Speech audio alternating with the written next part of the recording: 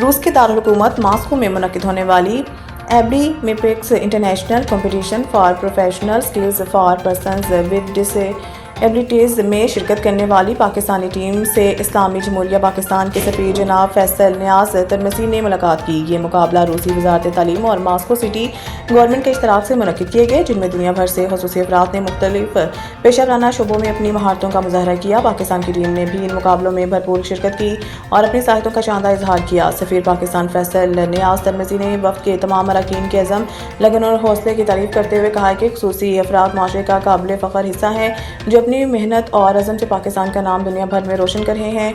उन्होंने ख़ास तौर पर जनाब अंसारी ज़ैनुल आबिदीन को मुबारकबाद दी, जिन्होंने सिलाई के मुकाबले में तीसरी पोजीशन हासिल करके कांसी का तमगा अपने नाम किया।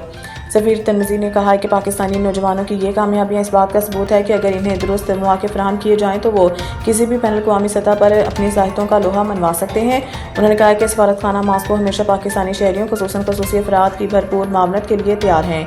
इस मौके पर पाकिस्तानी वफ़द के अरकान ने भी रूसी हुकूमत और मुंतज़मीन का शुक्रिया अदा किया, जिन्होंने इस आलमी तकरीब में शिरकत का मौका फराहम किया। वफ़द ने उम्मीद ज़ाहिर की है कि मुस्तक़बिल में भी पाकिस्तान के ख़ुसूसी अफराद को ऐसे बैनुल अक़वामी मुकाबलों में भरपूर शिरकत का मौका दिया जाए। सफ़ीर तरमसी ने इस अज़म का इज़हार किया है कि वो हुकूमत पाकिस्तान तक ख़ुसूसी अफराद की बैनुल अक़वामी सतह पर नुमाइंदगी को फ़रोग़ देने के लिए रस्मी तजावीज़ पहुँचाएँगे, ताकि आइंदा सालों में मज़ीद पाकिस्तानी टीमें आलमी सतह पर मुल्क का नाम रोशन कर सकें।